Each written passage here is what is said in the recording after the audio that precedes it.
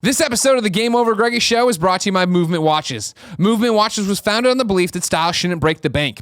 The watchmaker's goal is to change the way consumers think about fashion by offering high-quality, minimalist products at revolutionary prices. With more than 500,000 watches sold to customers all around the world, Movement Watches has solidified itself as the world's fastest-growing watch company. Movement watches start at just $95, but at department stores, you're looking at $400 to $500. Movement figured out that by cutting out the middleman and going online, they can get rid of all that retailer markup and just get you the watch you want.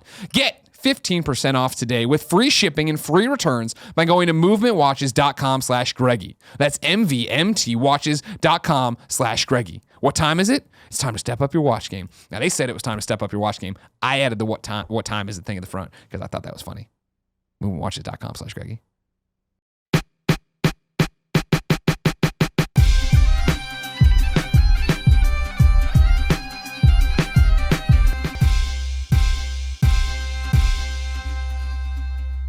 I don't know. To me, I just encourage people out there to just.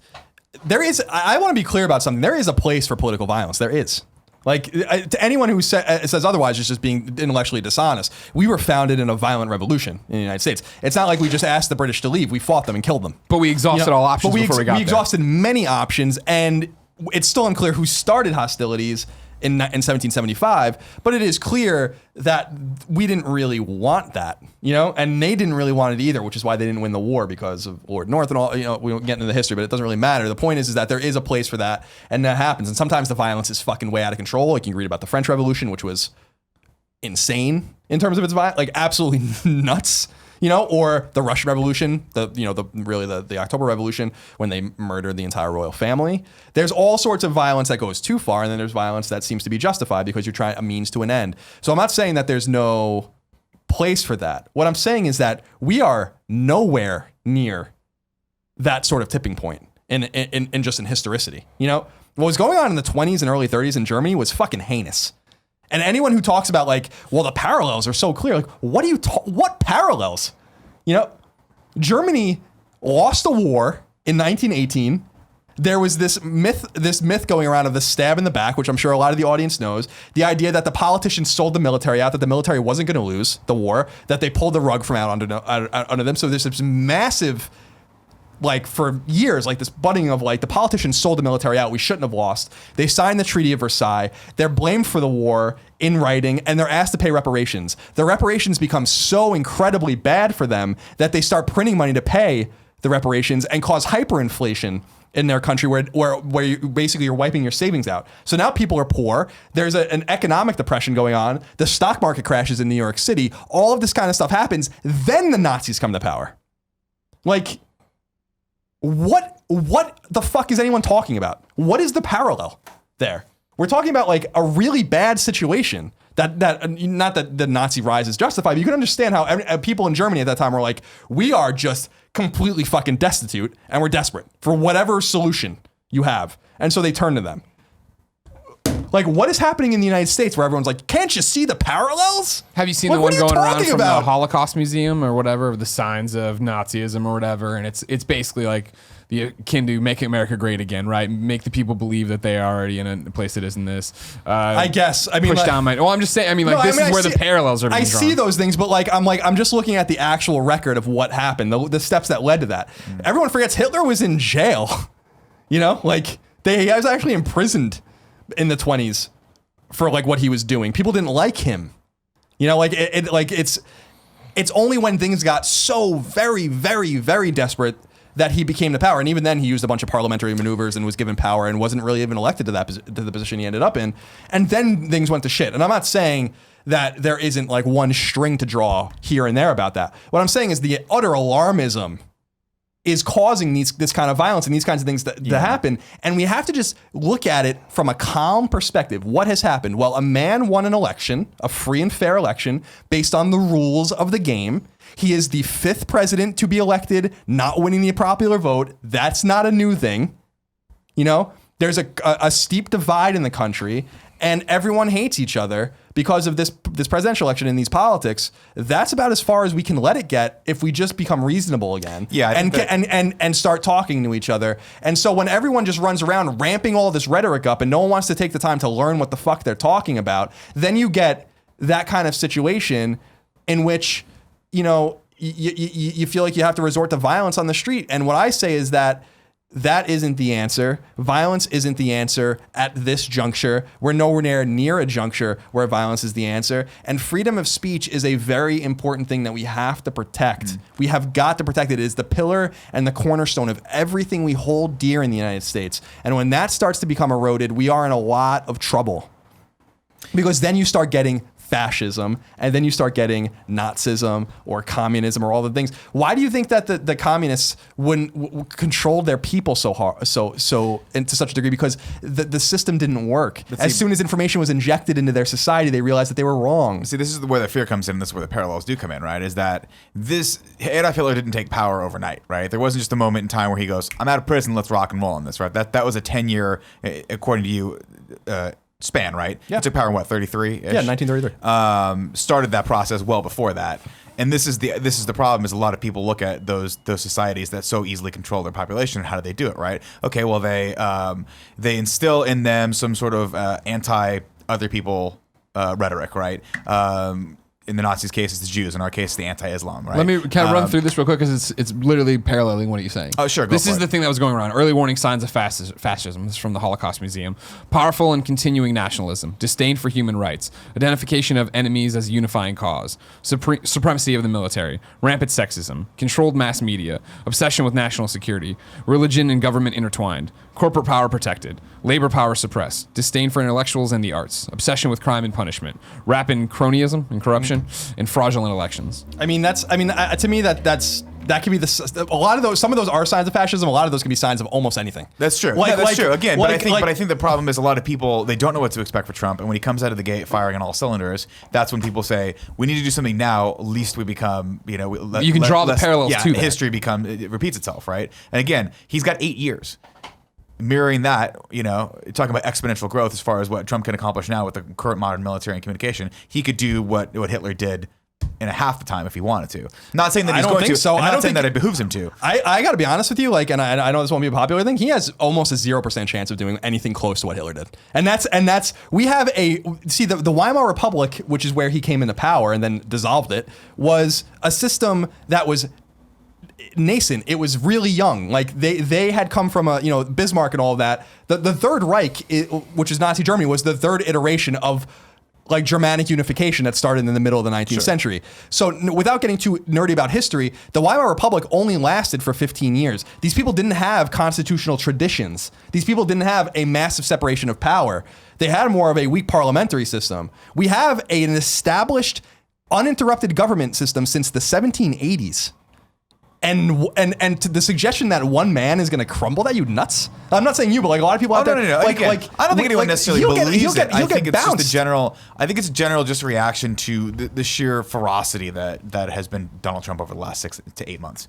He just is a man that no one knows what to expect, and he seems like he's completely and totally unethical anymore. And the problem, is that there's just no faith in the people the checks and balance people that are behind him. You know what I mean? I'd like to imagine, that like impeachment, this, that, and the other, but then that education secretary just got. But the court struck. But I guess I see what you're saying. But the court struck down the ban. And then the Trump administration accepted that they struck it down and are appealing it, but the ban's over. It's not like a sign of fascism would have been the fucking court just told you that it's illegal, and the Homeland Security and Defense Department's like, too fucking bad. That's fascism. Sure. But what just happened was the system worked. The courts heard the case. They were like, this is completely unconstitutional. And Homeland Security is like, okay, we're going to fight that in the court. But in the meantime, everyone's allowed in. That is the system working. Right. Betsy DeVos getting through is the system unfortunately working. She shouldn't have gotten through, but she did. And a lot of that, frankly, as I wrote, has to do with the Jeff Sessions kind of delay and all that. It doesn't matter. Yeah. To me, I see the system working. It's just working in a very polarized way. Someone getting through 5150. In a cabinet position is really strange. For the record, there are only 9 cabinet positions or cabinet appointments in American history that were voted down. 9.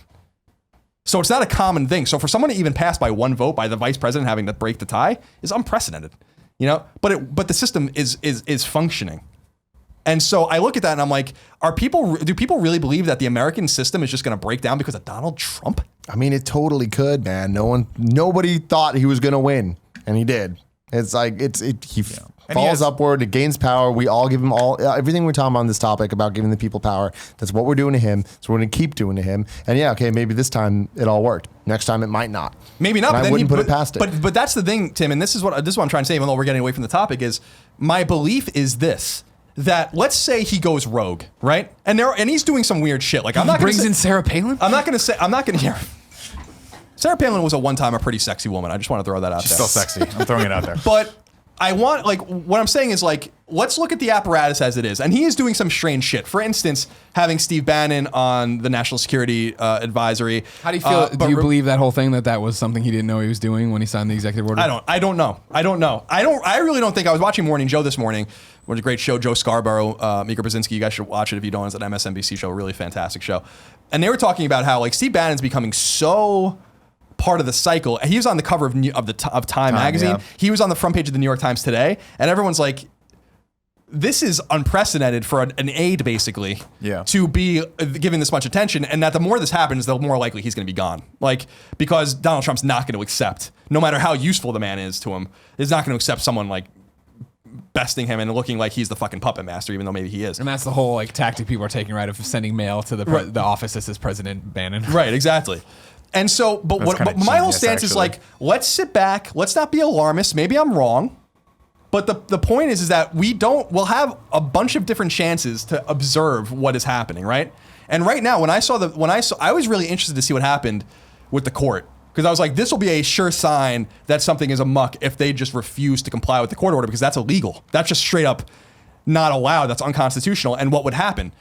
And I really do believe, because the Republicans in Congress have no real allegiance to Donald Trump, they really don't. Like, that's a fact lost on them. Most of them do not like him, and most of them only are supporting him because they're going to try to get him to sign anything they want when they start actually passing bills, which they're not doing yet. The minute he does something crazy that's going to put them in jeopardy, they're going to impeach him. You know, and then again, we'll have a chance to see if the system works. In other words, the system eroding is not going to be this instantaneous thing. It will happen over time. Sure. And we can. But I don't see any evidence from a voting standpoint from anything. Yeah, the Electoral College and the popular vote were different, but that is part of the system. Going all the way back to like Tilden and other people that lost the electoral vote, but won the popular vote. This isn't new and unprecedented. I'm not really seeing.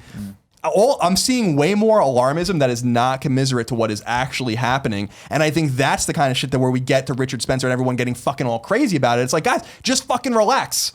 Just relax. Well, and let's see what happens. Here's what I want you to explain to me then, because not in like that, it sounded more, I think, intense than I mean it to. You're talking about like they'd bounce him, they'd impeach him, right? The concern I have is the fact that with this education secretary, that it seemed like unanimously people were like, she's not the one for this job. All the Republicans vote for her, except for two, right? Wasn't that the deal? Yeah, two of them were allowed to leave. All Democrats, two Republicans, and then all the Republicans on the other side of the vice president breaking the tie. The question then becomes, why should I believe? And the whole thing was put out of like she's giving money to all those Republicans that voted for her. That's not fascism. That's just American politics. Sure, but I mean, so stick with me, because that's at the core of what I'm saying, is that I feel like I've had you talk to me for a decade about this. I have no faith in American politicians. I feel like they're all two-faced motherfuckers behind the money to keep their jobs, to do these different things. I don't think any of them have the balls to support actually impeaching Donald Trump.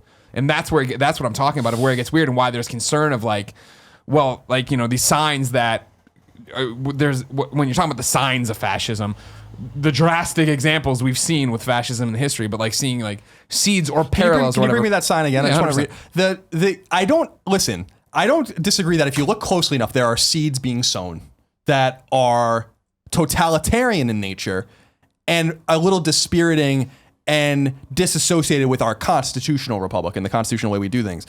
But when I look at this sign, with all due respect, it's like powerful and continuing nationalism. Like, the United States is one of the most nationalist societies in in world history. Like, always has been.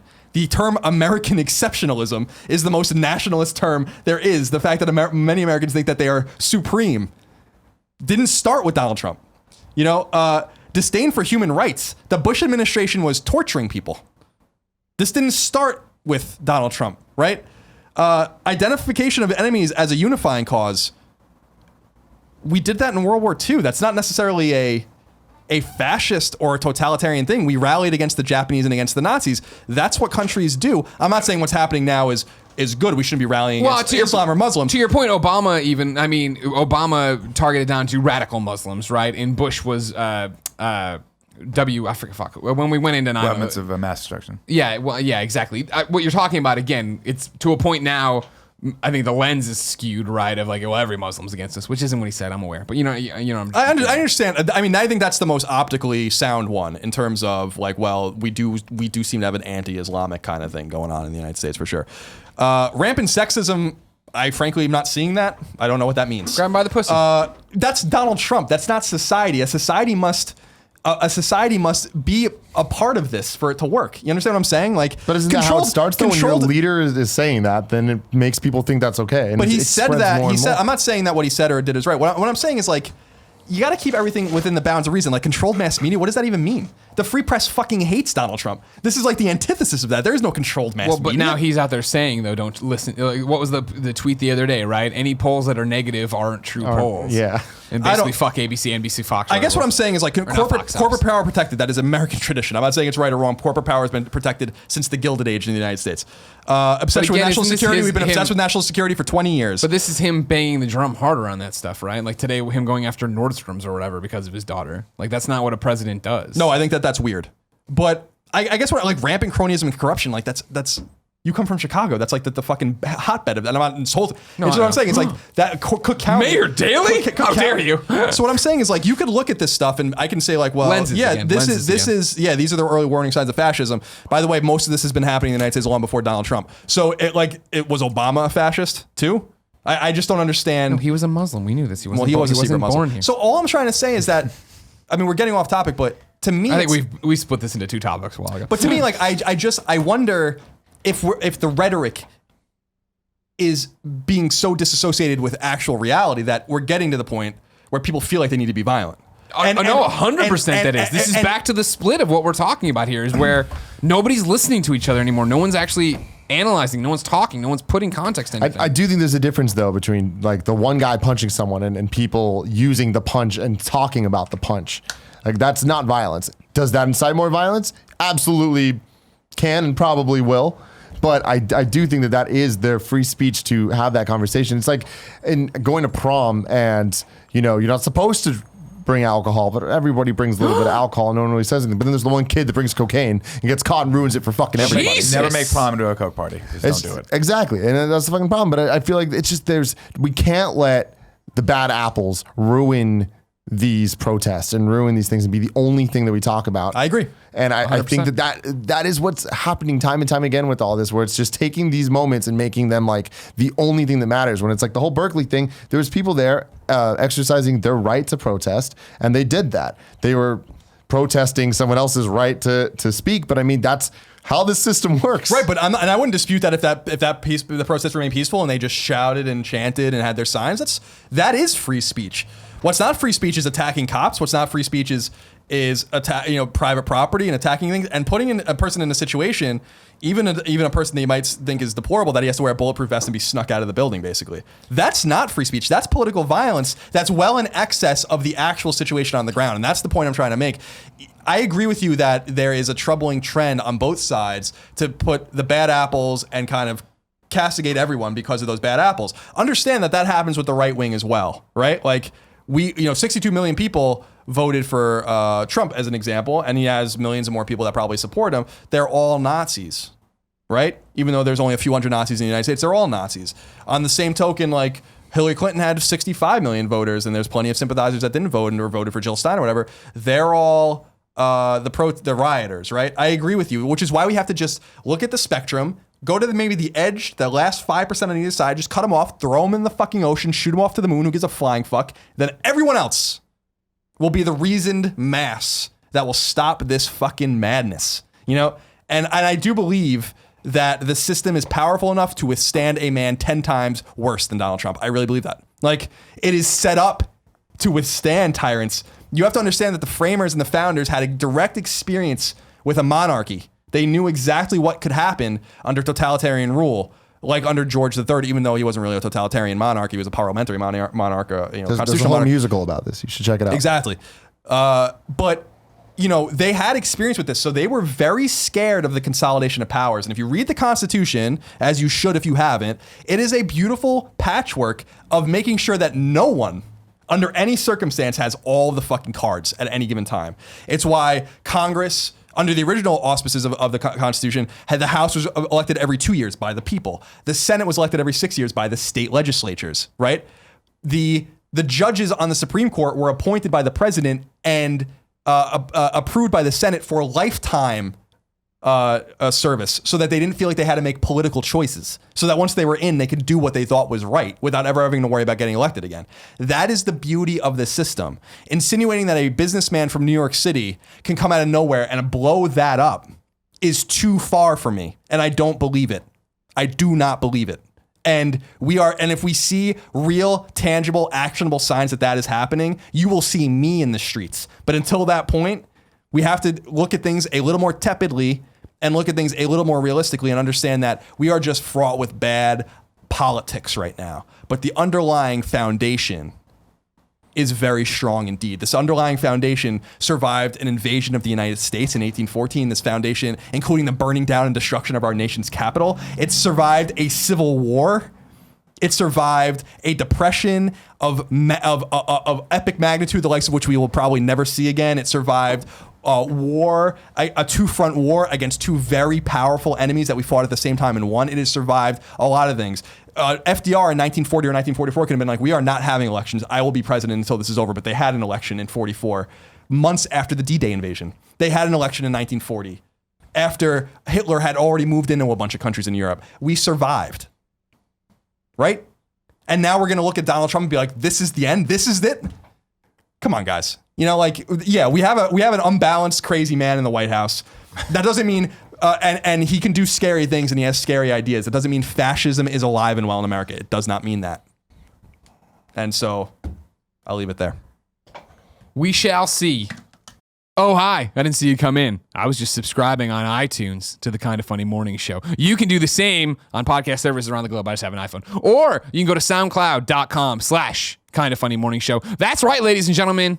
The formerly known Colin Moriarty Live, now Kind of Funny Morning Show, is a podcast. We listen to you. 2017 is all about communication. So we put it up as YouTube videos. I'm sure you've seen. Subscribe, youtube.com/kindoffunny. Or get the Kind of Funny Morning Show as a podcast on soundcloud.com/Kind of Funny Morning Show. Your iDevice, if you're a dork like Kevin, your Android thing. How do you even get podcasts on your thing? You saying to the watch, I need a podcast? What happens? You just shrug. You don't listen to podcasts. I go to SoundCloud and download them. Oh, okay. You're one of those guys. What do you mean one of those guys? I mean, like what? There's nothing. Ladies and gentlemen, it's a podcast. It would mean a lot if you went and subscribed to it. And you might say, I watch it live on Twitch. And to which I just say, just subscribe. Who cares? And it's just a number. Subscribe. Hi, it's Greg. Good morning show. SoundCloud. Kevin.